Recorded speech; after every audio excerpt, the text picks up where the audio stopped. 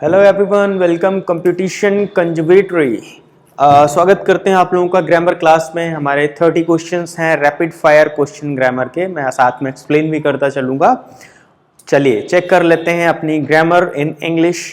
ठीक है, स्टार्ट करते हैं पहले क्वेश्चन से। जी हाँ, our first question is he dot dot dot fill in the blank है सिटिंग बिसाइड अ रिवर। ठीक है, सही टेंस के अकॉर्डिंग हमको ये सेंटेंस बनाना है। चलिए ही के साथ में क्या आगे फिल इन द ब्लैंक करेंगे देख लेते हैं एक एक भर के। शैल find, he shell find sitting beside a river. He shell find मतलब उसे वह ढूंढेगा सिटिंग बिसाइड अ रिवर, ये तो गलत हो गया। ही इज सॉ, इज के साथ सॉ सेकेंड फॉर्म लगाई है। इज सीन तो कुछ सोचते, सेकेंड फॉर्म तो होती ही नहीं है पैसिव वॉइस में भी, है ना, तो इसके साथ सीन आना चाहिए था। ठीक है, दूसरी चीज आगे आ जाते हैं। ही इज फाउंड, फाइंडेड, फाइंड की सेकेंड फॉर्म फाइंडेड नहीं होती, फाउंड होती है, तो ये भी गलत हो गया। ठीक है, ही was found, this is the correct. He was found sitting beside a river, उसे नदी के किनारे बैठा हुआ पाया गया। ही वॉज पाया गया था, ठीक है, या पाया गया। He was found sitting beside a river, तो चौथा ऑप्शन बिल्कुल सही है। चलिए come to the next question. Yes, our second question. I have no control, उसके बाद फिल इन द ब्लैंक है, प्रीपोजिशन भरनी है। माई टेम्पर, टेम्पर मतलब गुस्सा, मुझे अपने गुस्से पर कंट्रोल नहीं है। ठीक है, तो ऑन लगाएंगे, मुझे अपने गुस्से पर कंट्रोल नहीं है, ऑन, सॉरी इन लगाएंगे। In temper, in my temper नहीं। Over my temper, at my temper no, we are not talking about any place. ठीक है, after my temper is not the correct option, the correct option is over. I have no control over my temper. ठीक है, ध्यान रखिएगा जब कभी भी हम कोई अपनी आदत की बात करते हैं, उस पर कंट्रोल नहीं है, उस पर ऐसा नहीं है, खाने पर बात करेंगे, है ना, चाय पर डिस्कस करेंगे, तो क्या होगा, वहां पे ओवर का यूज होगा। ठीक है, we'll discuss it over tea, over dinner, over temper, इस तरीके से यूज करेंगे। चलिए नेक्स्ट क्वेश्चन की तरफ आ जाते हैं। Yes, our next question is third one. They don't go office, fill in the blanks. They don't go office holidays, अब हॉलीडेज से पहले क्या लगाएंगे, on holidays, in holidays, at या ओवर। जी, हॉलीडे कब होता है, डे में होता है ना। दिन के पहले हम लोग क्या लगाते हैं, दिन से पहले क्या लगाते हैं, डेज लगा हुआ है ना। दे don't go office on holidays, तो ऑन कहां पे दिया हुआ है, this is the right answer. ठीक है, चलिए नेक्स्ट क्वेश्चन की तरफ आ जाए। जब कभी छुट्टी की बात हो ऑन का यूज करेंगे। ठीक है, okay. Fourth one is he takes pride, he takes pride. अब काम में, काम की बात हो रही है। He takes pride of his work, in his work, at his work या फ्रॉम हिज वर्क। जहां पर प्राउड या प्राइड की बात आती ना, तो यहां पे देखिए प्राउड नहीं लिखा हुआ है, he proud of me, I am proud of him, तो जहां प्राइड प्राउड देखते हैं और ऑफ लगा देते हैं, नहीं, यहां पे क्या होगा, in his work. He takes pride, ये अलग चीज हो गई, इन हिज वर्क अलग से हमने जोड़ा है। ठीक है, he takes pride in his work, तो यहां पे बी ऑप्शन सही हो जाएगा। ठीक है, okay. Come to the next question, the fifth one. Speech distinguishes man from the animals, at the animals, with the animals और for the animals। speech distinguishes, चलिए बताइए। speech मतलब भाषा, भाषा अंतर करती है हम में और हमको अलग करती है। distinguishes means अलग करना, अंतर करना।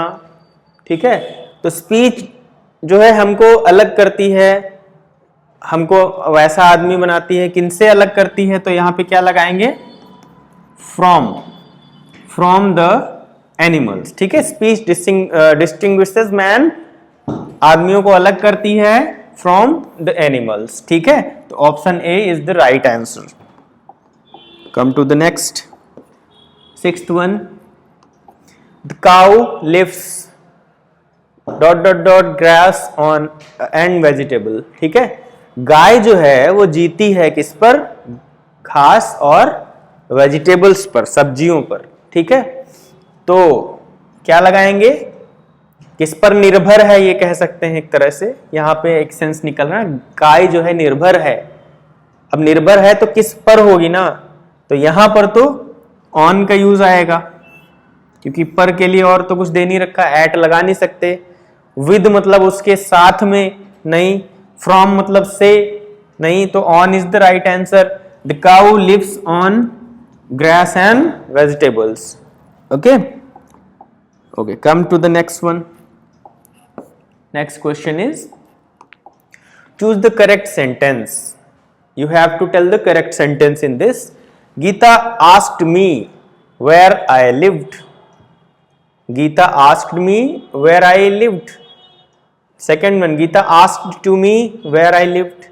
Third one, Geeta asked me where did I live. Last one, Geeta asked me where do you live.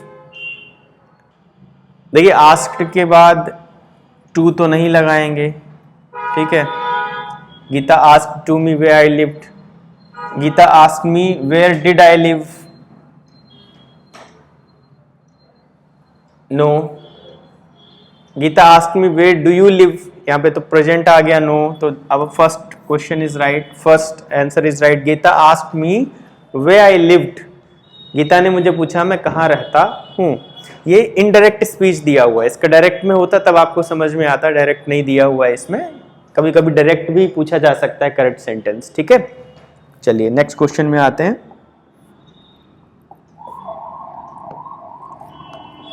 Which of the following is not correct. इनमें से आपको पहचानना है कौन सा करेक्ट नहीं है, ठीक है। शी इज 5 फीट टॉल, वह 5 फीट लंबी है, ठीक है, तो ये सही लग रहा है। सिंस आई लेफ्ट स्कूल, जब से मैंने स्कूल छोड़ा है। I have been working as typist in this company, बिल्कुल सही टेंस में लिखा हुआ है, ठीक है। हैव बीन है ना present perfect continuous. Since for का यूज हुआ है टाइम के साथ में, वेरी गुड, ये भी सही है, ये भी सही है। आपको पहचानना है गलत कौन सा है, इज नॉट करेक्ट, ठीक है। Are you hearing noise, are you hearing noise.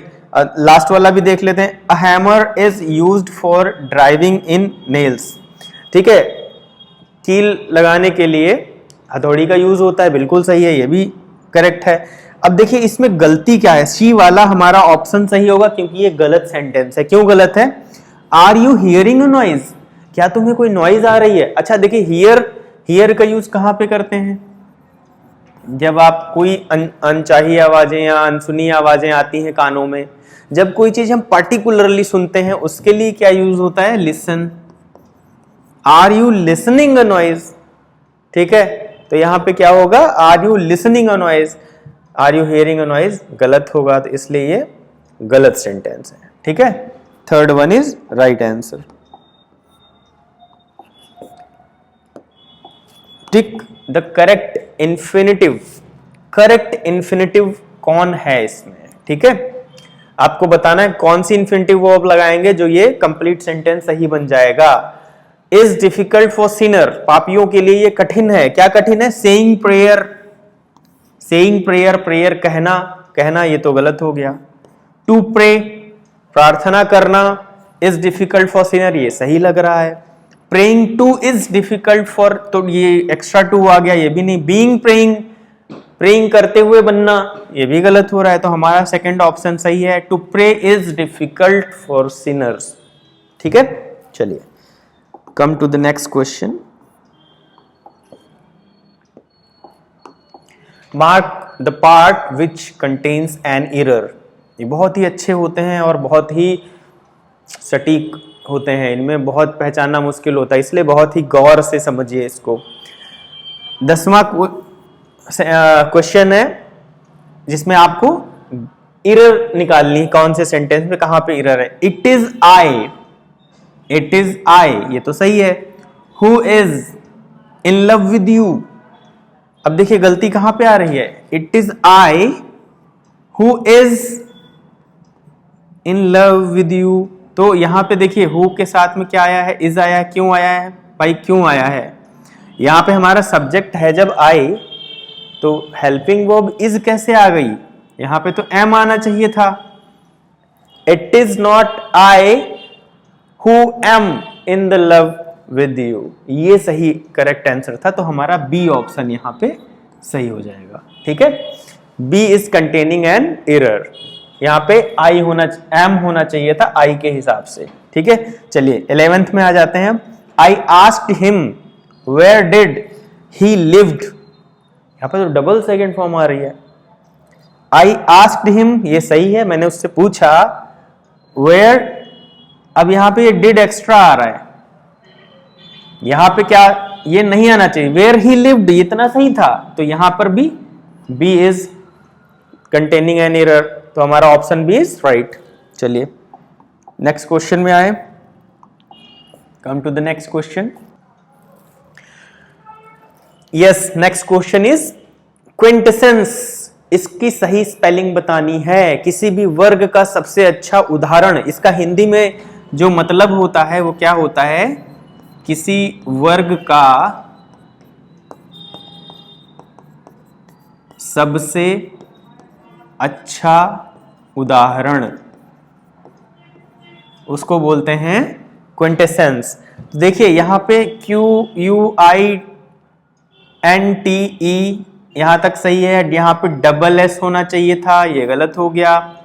Q U I N T E double S E N C E, ये सही है। यहां पर डबल एस नहीं है, इसमें भी नहीं है, ये भी गलत है, ये भी गलत है। अब बी ऑप्शन इज राइट। क्विंटेसेंस की स्पेलिंग ये होती है, क्विंट अलग लिख लीजिए, एसेंस अलग लिख लीजिए। ठीक है, डबल एस आएगा, ये ध्यान रखिएगा। हिंदी में मतलब इसका होता है किसी वर्ग का सबसे अच्छा उदाहरण। ठीक है, next question. Which is the correct spelling?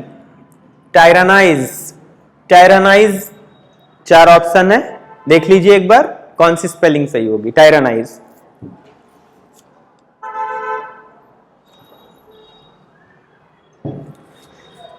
टायरानाइज means होता है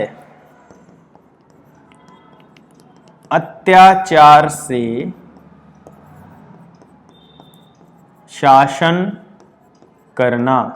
जो अत्याचारी राजा होते थे ना, अत्याचार से शासन करते थे, उनके लिए वर्ड बना था टायरानाइज। टायरानाइज, तो बताइए कौन सी स्पेलिंग सही होगी? चलिए नीचे से देखते हैं। टी वाई डबल आर नहीं होता है माय फ्रेंड, ये गलत है। यहां पे देखिए टायरा, हाँ सही है, लेकिन डबल एन होता है, यहां पे सिंगल लगा हुआ है। टायरा नाइज, हाँ यहाँ पे देखिए बिल्कुल सही है, सिंगल आर है, डबल एन है, आई है, लेकिन यहाँ पे जेड होता है, ई होता है, यहाँ पे डबल ई लिखा, ये भी गलत है। T Y R A double N I Z E, exact spelling tyrannize, अत्याचार से शासन करना। Our A option is the right answer. Come to the next question, 14th one. Choose the word that is closest in meaning to connive. Connive means होता है अनदेखा करना।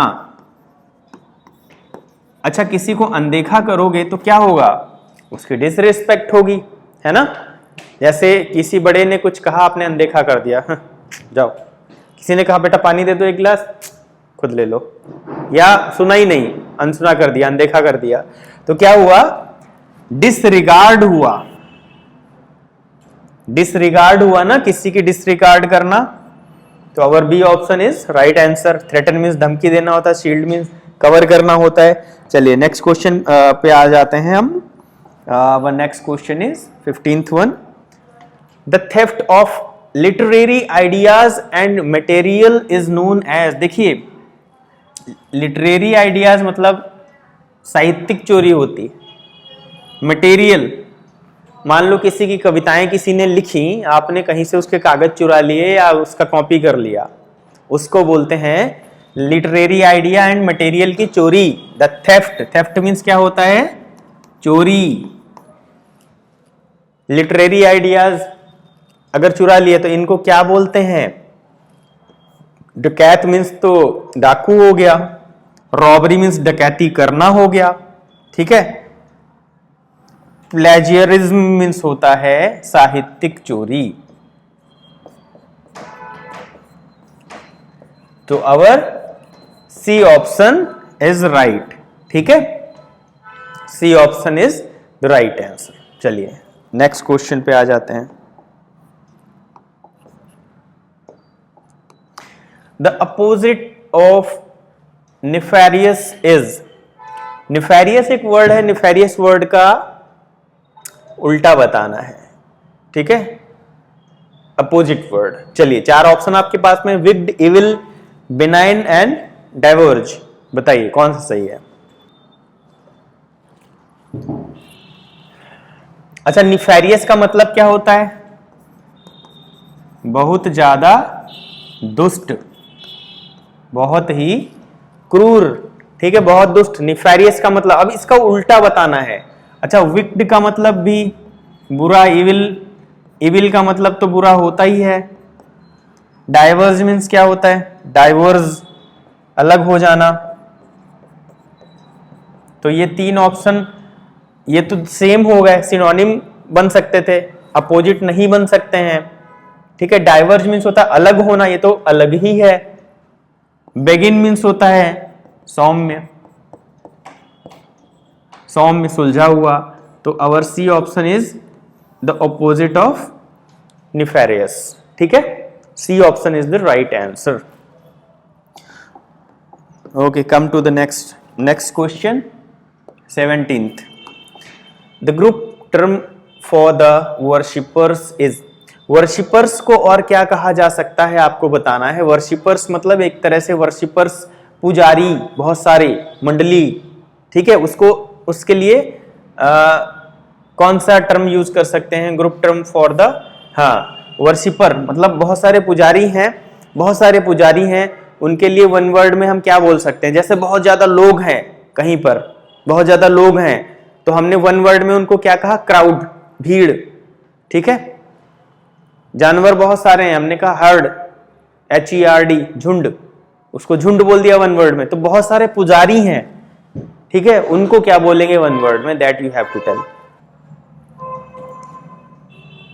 देखिए consignment क्या होता है? कंसाइनमेंट तो ना जो माल भेजते हैं उसका एक गत्था होता है ना। कंसाइनमेंट तो सुना होगा, कंसाइनमेंट आ रहा है मेरा, मतलब माल आ रहा है दुकान का, कंसाइनमेंट, तो ये तो नहीं होगा, ठीक है।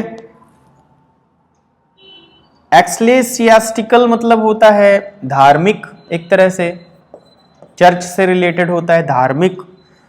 तो धार्मिक किसी एक पर्सन को बोला जा सकता है, ये तो ग्रुप को नहीं बोल सकते।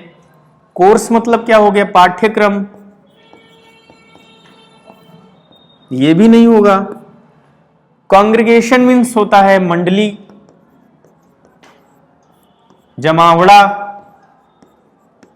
अच्छा, कई पुजारी अगर एक साथ बैठे हुए हैं तो हम बोलते हैं ना पुजारियों की मंडली, तो इसका ग्रुप टर्म क्या हो जाएगा? ऑप्शन ए, कांग्रेगेशन, मंडली, जमावड़ा, ठीक है। Okay, our A option is the right answer. Come to the next question, 18th। Find the correct indirect form of, indirect form निकालनी है इसकी। डायरेक्ट में एक सेंटेंस दिया हुआ है आपको, she said to me, I know and I know you and your parents. उसने मुझसे कहा मैं तुम्हें और तुम्हारे पेरेंट्स को जानती हूं, ठीक है। तो इसका करेक्ट इनडायरेक्ट बताना है, she told me that I know. तो जब पास्ट में करेंगे जो बताता है ना, शी टोल्ड मी, तो यहाँ पे शी हो जाएगा, तो ये तो डायरेक्ट सब्जेक्ट ही रहा है, गलत हो जाएगा। She told me that, she सही है। न्यू मी फर्स्ट का सेकंड फॉर्म हो गया, एंड माय पेरेंट्स सही लग रहा है, ठीक है। सी वाला देख लेते हैं, she told me that she new. अब यहाँ पे मी होना चाहिए था, मुझे जानती थी ना, वहां पे कर दिया उसने हर, अपने बारे में, तो ये गलत हो गया, ये भी नहीं होगा क्योंकि ये हमारा सही आंसर है। तो बी वाला बिल्कुल सही है, she told me that she knew me and my parents, ठीक है। Okay, come to the next question. With high hand, with a high hand means इसका मतलब बताना है क्या होगा। हाई हैंड का मतलब होता है जबरदस्ती। हाई हैंड मतलब जैसे पहले सैनिक होते थे ना, सैनिक वगैरह हाई हैंड बोले जाते थे कि जबरदस्ती कुछ भी करवा सकते थे, पकड़ के मारने लगे किसी को भी। हाई हैंड मतलब एक तरह से जबरदस्ती, मनमाना, ठीक है। तो यहां पे देखिए उसका मतलब कौन सा निकल रहा है, प्रेजवर्दी। प्रेजवर्दी तो हो गया तारीफ के लायक, है ना। डिक्टोरियल वे, तानाशाही के तरीके से, ये सही लग रहा है। इन हेस्टी वे, जल्दबाजी के तरीके से। इन एन ऑनरेबल वे मतलब ऑनरेबल तो सम्मान सहित, तो यहां पे क्या हो जाएगा, dictatorial, dictatorial way, dictatorial way, तानाशाही के तरीके से। Our B option is the right answer. Okay, next question पे आ जाते हैं। The idiom double Dutch means, double Dutch का मतलब क्या है। डबल डच का मतलब होता है बहुत ही ऐसी लैंग्वेज जो बहुत ही गंवार तरीके से यूज हो, फॉर्मल ना हो, में कुछ भी बोल देना, है ना। तो उसका मतलब क्या हो जाएगा, language spoken by the Dutch, एक डच के द्वारा बोली गई भाषा नहीं। अनइंटेलिजिबल लैंग्वेज, अनइंटेलिजिबल लैंग्वेज जो बुद्धिमत्ता से ना बोला गया हो, बिना सोचे समझे कुछ भी बोल देना, ठीक है। लॉन्ग डिस्टेंस मार्च नहीं। To native of the Netherlands नहीं। तो हमारा डबल डच का मतलब क्या होता है, ऐसी भाषा बोलना जिसका कोई मतलब ना हो, बेतुकी बातें करना, फालतू की, अनइंटेलिजिबल लैंग्वेज, ठीक है। Okay, come to the next point, 21st। Choose the correct transformation of the following sentence from complex to simple. Complex sentence से इसको सिंपल में बनाना है। मैंने कई बार बताया है, सिंपल सेंटेंस का मतलब है सिंपल एक सेंटेंस, अलग से उसमें दो सेंटेंस नहीं होंगे, सिंपल एक सेंटेंस में ही सब कुछ जुड़ा होगा।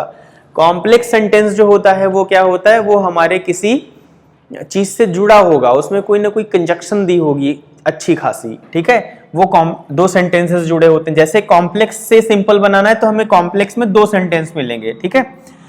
Can you tell me the place, क्या मुझे तुम वो जगह बता सकते हो। वेयर से इसको जोड़ दिया, वेयर योर फादर लिव्स, जहां तुम्हारे पापा रहते हैं। तो देखिए यहाँ पे दो सेंटेंस हो गए ना वेयर से जोड़ के, ये हो गया कॉम्प्लेक्स सेंटेंस, ठीक है। अब कंपाउंड अगर उसमें सिंपल में जाएंगे तो कैसे बनेगा, एक सिंपल सेंटेंस मिलेगा। अब देखिए सिंपल ढूंढना है आपको। Can you tell me the place where does your father live, यहां पर दो सेंटेंस हो रहे हैं। Where does your father live से ये दूसरा सेंटेंस हो रहा है, ठीक है। ये कंपाउंड कैटेगरी में जा रहा है, not in simple sentence. Tell me the place where your father lives, यहां पर भी वेयर से जोड़ दिया है ना, ये तो, और क्वेश्चन मार्क भी नहीं लगाया लास्ट में, तो ये तो गलत ही है। You can tell me the place, तुम मुझे बता सकते हो वो जगह, वेयर योर फादर लिव, ये डबल हो गया। ये भी फिलहाल गलत है, ये भी गलत है, ये भी गलत है। लास्ट वाला देख लेते हैं। Can you tell me your father's residence, इसमें देखिए क्या दूसरा सेंटेंस दिख रहा है आपको, नहीं दिख रहा है ना। कैन यू टेल मी, क्या तुम मुझे बता सकते हो योर फादर्स रेजिडेंस, अपने पापा के मकान का पता, रेजिडेंस। तो ये बिल्कुल सही आंसर है, सिंपल सेंटेंस, एक ही सेंटेंस में पूरा आ गया, है ना। तो पहचानिए सिंपल सेंटेंस, सिंगल एक सेंटेंस होता है। Choose the correct transformation of the following sentence from complex, फिर कॉम्प्लेक्स दिया है, इसको सिंपल में बनाना है। फिर से वही वाला दो सेंटेंस दिए हैं। आई फेल टू रीड, मैं पढ़ने में फेल हो जाता हूं, अनलेस, जब तक नहीं, इस अनलेस का और अंटिल का मतलब क्या होता है, जब तक कि नहीं, नहीं इसी में आता है। आई वियर स्पेक्स, जब तक मैं अपने स्पेक्टिकल्स नहीं पहनता हूं, टेस्टेड चश्मे को स्पेक्ट्स बोलते हैं, ठीक है। अनलेस आई वियर स्पेक्स, जब तक कि मैं उन चश्मे ना पहन लूं, मैं पढ़ने में फेल रहता हूं, मतलब नहीं पढ़ पाता हूं, ठीक है। अब इसको सिंपल वन सेंटेंस में बनाना है। देखिए कौन सा वाला है, I fail to read without specs, ये तो एक ही सेंटेंस में बना हुआ है। I fail to read without specs, देखिए कितना आसानी से लिखा हुआ है, सिंपल एक सेंटेंस में, है ना। ये बिल्कुल सही आंसर है। दूसरा देख लेते हैं, आई फेल टू रीड, ये एक सेंटेंस हो गया। When I do not wear, देखो ये दूसरा सेंटेंस हो गया, ये गलत हो गया। सी वाला देख लेते हैं, आई फेल टू रीड, अब इफ से जोड़ दिया, इफ आई वियर स्पेक्स, ये भी कंपाउंड हो गया। This sentence can not be transformed, ये भी गलत है क्योंकि ट्रांसफॉर्म हो चुका है already. First answer is the right answer. Come to the next question, combine the following sentences into one. देखिए यहां पे सेंटेंसेस दिए हुए, इनको वन सेंटेंस में आपको बनाना है, ठीक है। The hunter put on his dress, शिकारी ने अपनी ड्रेस पहनी। ही टुक हिज गन, उसने अपनी बंदूक उठाई। He went into the forest, और वह जंगल गया। टू हंट अ डियर, एक हिरन को मारने, शिकार करने, ठीक है, एक हिरन का शिकार करने। चलो इसको वन सेंटेंस में बनाना है, देखते हैं। The hunter put on his dress and the hunter took his gun and the hunter went into the forest to hunt deer. ये देखिए है तो एक सेंटेंस में बनाया, एंड से जोड़ दिया, लेकिन गलती क्या है, यहाँ पे प्रोनाउन यूज ही नहीं किया। द हंटर है ना, द हंटर का यूज करते रहे, द हंटर, तो ये सही नहीं है, ठीक है। सब्जेक्ट को आप एक ही बार तो यूज करेंगे, चलिए यूज कर सकते हैं, मतलब कहने का है नाउन को आप बार बार क्यों यूज कर रहे हैं, उसकी जगह प्रोनाउन ही लगा सकते थे। चलिए अच्छा दूसरा देख लेते हैं, बी वाला, ये हो गया गलत option. Putting on his dress, अपनी ड्रेस पहनकर, पुटिंग ऑन हिज ड्रेस, अपनी ड्रेस पहनकर। The hunter took his gun, शिकारी ने अपनी बंदूक उठाई। And went into the forest, और जंगल चला गया। टू हंट अ डियर, एक हिरन को मारने, बिल्कुल सही है, ठीक है। Putting on his dress, the hunter took his gun and went into the forest to hunt a deer, एक ही सेंटेंस में इसको बना दिया, ठीक है। तो B option is the right answer. 24th is select the best English translation, English का बेस्ट ट्रांसलेशन सेलेक्ट करना जो इसके लिए सही हो। यदि तुम कठिन परिश्रम करते तो तुम पास हो जाते, अगर तुम मेहनत करते तो पास हो जाते, आज फेल ना होते। मतलब पिछली बात हो रही है, इनको बोलते हैं अनरियल सेंटेंसेस, ठीक है, इनकी कैटेगरी कह सकते हैं द अनरियल सेंटेंसेस, ऐसे सेंटेंसेस जो पिछली बातें ऐसी होंगी जो अब हो नहीं सकती। अगर मेरी बाइक पंचर ना होती तो मैं पार्टी में पहुंच गया होता, है ना। अब तुम्हारी बाइक पंचर थी, तुम नहीं पहुंचे, अब तुम बोल रहे हो मेरी बाइक पंचर अगर ना होती तो मैं पहुंच जाता। अब वो समय वापस नहीं आएगा, ना तुम्हारी बाइक पंचर सही होगा, ना तुम पहुंच पाओगे, अब बोलने का क्या फायदा। तो उस तरीके के जो भी सेंटेंसेस हैं, है ना, अगर मेरे पास पैसे होते तो मैं तुम्हें पार्टी देता, अरे ना तुम्हारे पास थे ना तुमने दिया, बात खत्म। ये अनरियल सेंटेंसेस हैं जो दोबारा अब रियल नहीं हो सकते। यहाँ पे देखिए, अगर तुम कठिन परिश्रम करते तो तुम पास हो जाते, अब तो फेल हो चुके हो, अब क्या फायदा, है ना। ये अनरियल सेंटेंसेस हैं। तो अनरियल सेंटेंसेस में हम लोग एक तो पास्ट का रहता है, दूसरा वुड से बनाते हैं। चलिए देख लेते हैं। If you had worked hard you would have passed, पहले ही सही लग रहा है ना। If you worked hard you would pass, if you worked hard you would पास, नहीं, इसमें हैड लगता है ना। If you work you will pass, अगर तुम काम करोगे तो पास हो जाओगे, ये भी गलत है, नन ऑफ दीज। तो पहला वाला हमारा सही आंसर है, ठीक है। कंडीशनल सेंटेंस याद रखिएगा कैसे बनाते हैं। If you had worked hard you would have passed, ठीक है। कई बार यू वुड पास डायरेक्ट कर देंगे तो हैव हटा देंगे, ये ध्यान रखिएगा। समटाइम्स हैव नहीं लगाएंगे, यू वुड पास डायरेक्ट कर देंगे, हैव नहीं लगेगा तो ईडी नहीं लगेगा, तब भी ये सेम माना जाएगा, सही माना जाएगा, ये ध्यान रखिएगा, ठीक है। Okay, come to the next question. Select the best Hindi translation, Hindi translation बताना है। Chandrashekhar Azad was sitting in the Alfred Park when the police surrounded him, ठीक है। चलो हिंदी में बताना, जब चंद्रशेखर आजाद अल्फ्रेड पार्क में बैठे हुए थे पुलिस ने उन्हें घेर लिया। दूसरा, जब चंद्रशेखर आजाद अल्फ्रेड पार्क में बैठ रहे थे पुलिस ने घेर लिया। उपरोक्त दोनों सही, उपरोक्त दोनों गलत। चलिए तो कौन सा सही लग रहा है? Chandrashekhar Azad was sitting in the Alfred Park when the police surrounded him. जी हाँ, जब चंद्रशेखर आजाद अल्फ्रेड पार्क में बैठे हुए थे पुलिस ने उन्हें घेर लिया, बिल्कुल सही है, ठीक है। Okay, next question is 26th. You may start with dear sir madam when. आप डियर सर या ऑब्लिक मैडम लगा सकते हैं, इसको लिखकर शुरू कर सकते हैं अपने लेटर को. कब? When you do not know the name of the person to whom you are writing. जब आपको उनका नेम नहीं पता है कि आप किसको लिख रहे हो, वरना तो डायरेक्ट नाम लिख देते ना, डियर मिस्टर अल्फ्रेड, है ना, ऐसे लिख देते. लेकिन जब उनका नाम नहीं पता है तो क्या लिखेंगे? डियर सर और मैडम. तो पहला वाला देखिए, you do not know the name of the person to whom you are writing, जब आपको उसका नाम नहीं पता जिसको आप लिख रहे हो, या फिर you know the name of the person whom you, जिसका नाम आप जानते हैं उसको क्यों लिखेंगे डियर सर, है ना. तो ये गलत है, ये सही है. ठीक है, ये वाले ऑप्शन भी गलत है, पहला वाला हमारा सही आंसर है. ठीक है. Okay, next question is 27th. You should write your faithfully.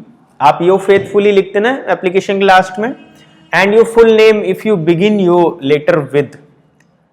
Your faithfully कब लिखते हैं? जब आप अपना लेटर किससे बिगिन करेंगे?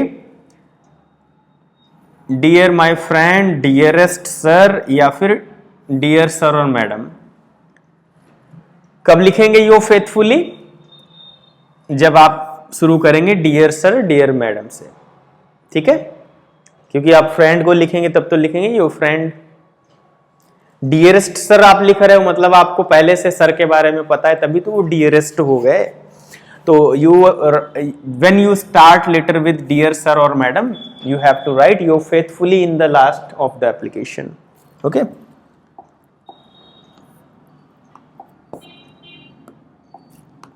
You are writing a dialogue between you and your friend Shyam. You will use. अगर आपको एक डायलॉग लिखना पड़े, स्टोरी लिखना पड़े, है ना, तो यू विल यूज, कौन सा आप यूज करेंगे? देखिए, आप अपने लिए डायलॉग के लिए माई सेल्फ लिखेंगे और श्याम के लिए श्याम, या फिर अपने लिए आई और श्याम के लिए श्याम, या दोनों सही हैं या दोनों गलत हैं? बताइए कौन सा सही होगा, जल्दी बताइए. क्या लिखेंगे? जी हाँ, अपने लिए माई सेल्फ लिखेंगे और श्याम के लिए श्याम. ठीक है, आई नहीं लिखेंगे, माई सेल्फ एंड श्याम. तो A option is the right answer.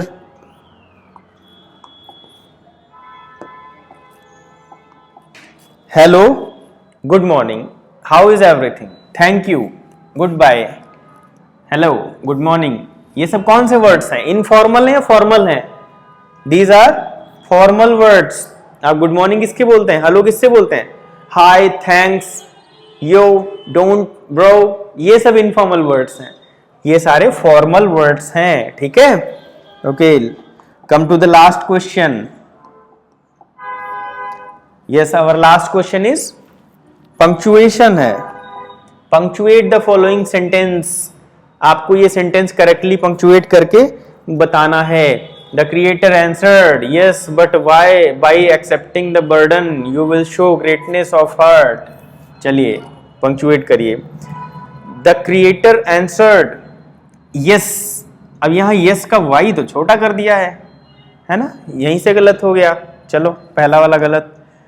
The creator answered, इसका भी यस छोटा कर दिया. चलो थर्ड पे आ जाते हैं. The creator answered, comma, inverted comma, yes, ये देखो बड़ा है ना. But by accepting the burden you will show your greatness of heart, full stop and inverted comma closed. This is the right punctuated sentence. ठीक है. चलिए, we have completed our 30 questions today in a less time. मिलते हैं next video के साथ में. Next and important questions of LT grade के बहुत ही इंपॉर्टेंट क्वेश्चंस के साथ में मिलेंगे. एंड टीजीटी पीजीटी में सेम सारी चीजें आने वाली हैं. Thank you everyone, thanks a lot.